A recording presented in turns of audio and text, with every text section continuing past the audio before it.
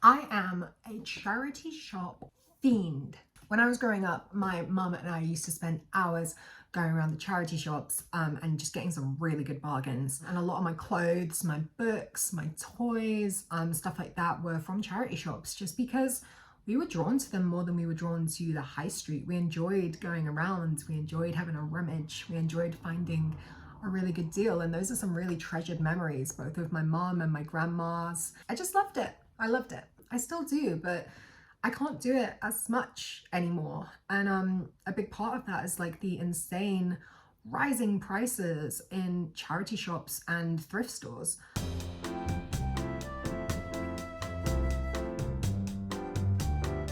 I just wanted to sit down and talk about what that means for the communities that they serve, and also just fashion and consumerism in general. So grab a hot beverage. I'm having my black coffee in my pumpkin mug that actually says mumpkin, because my boyfriend did not realize that this was for a mum. I do not have a child, unless you count a tortoise, but I don't know if that counts. So it's no secret that thrift shopping has become increasingly popular in recent years, and what was once seen as a way to make money and reduce waste has now been co-opted by mainstream culture as sort of a trendy and fashionable activity. And you know what? That's great. Like, the more people buying secondhand, the better. It means less waste and it means more value for the products that we own and the products that we pass on to others. But all that ends when that shit starts to get gentrified. So for those not in the know, gentrification is a term that is most commonly used when we talk about housing and local areas. And what it means basically is the process of wealthier individuals coming into a space and displacing lower income individuals from that space. The most common example that I hear people use for this is a trendy coffee shop popping up in a low to middle income neighborhood. That could be a sign that that neighborhood is about to get gentrified, that the housing prices, the rent prices are going to start going up, that more affluent businesses are going to start opening. And what that means is that sometimes the residents that are already living there can get priced out from that neighborhood. But let's be real for a moment. The aestheticization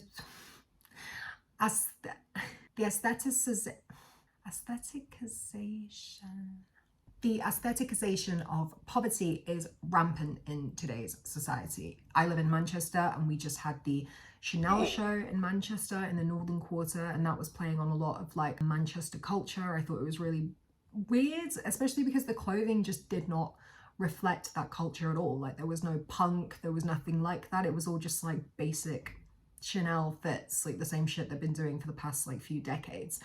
But anyway, a lot of these pieces are coming from thrift stores, they're coming from charity shops, which, although it's great, when the clothes that were once affordable in these spaces are no longer affordable to people in lower incomes, like what does that mean for the people that it leaves behind? Like, the very people that relied on charity shops and thrift stores are now almost being priced out of the market. And like, I'm not coming for the charity shops, I'm not coming for the thrift stores. Gentrification and rent hikes are happening on the streets where charity shops and, you know, countless other businesses operate. Like I said, I live in Manchester, and the amount of small businesses, cafes, restaurants, shops that have closed down in the past year and couple of years because of rent hikes is insane, and honestly so heartbreaking, because these places are really like the heartbeats of the community. But landlords are hiking the rent, they are pricing those businesses out, and they're selling the buildings to developers who will most likely turn them into flats. Like, that is gentrification, when the cornerstones of local communities are closing down so that affluent individuals can move into flats there. That is textbook gentrification. But what this means is that those shops that are lucky enough to stay open are having to raise their prices in line with the rising rent, the rising energy bills, water, council tax. Like, it's, the country is not doing well. Like, I'll be real with you. If you're watching from another country, we're struggling. The UK is struggling. Send help. Meanwhile, during the cost of living crisis, or the cosy lives, as Gen Zs love to call it, luxury brands like Urban Outfitters are capitalizing on this homeless chic aesthetic, which I can't even talk about how messed up that is, because whilst Urban Outfitters are profiting off of the glamorization of poverty, actual low-income individuals have no way of even affording like a t-shirt in those stores, like on the sale rail. Like it's great. The prices are insane, right? The prices are insane. Like, is it just me? And like, I'm just gonna say it, like, a lot of that shit's kind of ugly. Like, what is this? What is that price tag? What's going on? One last thing, but another thing that I've noticed over the past couple of years, and let me know if you've noticed it too, is charity shops being flooded with like out of season or minorly damaged items from high street shops like Zara.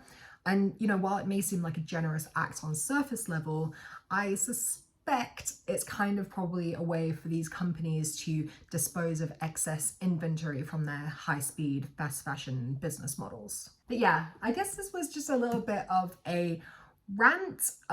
Like, the economy is so crazy right now, I can hardly even afford to go charity shopping. Like, what the actual fuck? Thank you guys so much for joining me, and don't forget to subscribe. I have a question for you guys. What is your favorite piece of thrifted or charity shop clothing?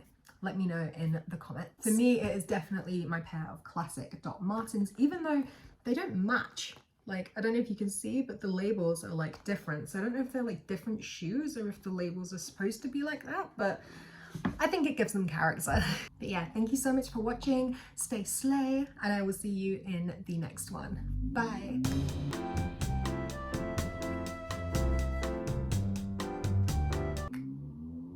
Can you hear that? There's a guy on our street and literally all he does is rev his engine at all hours, and it's literally like so annoying. Like, I don't know which man needs to hear this, but women do not find that hot.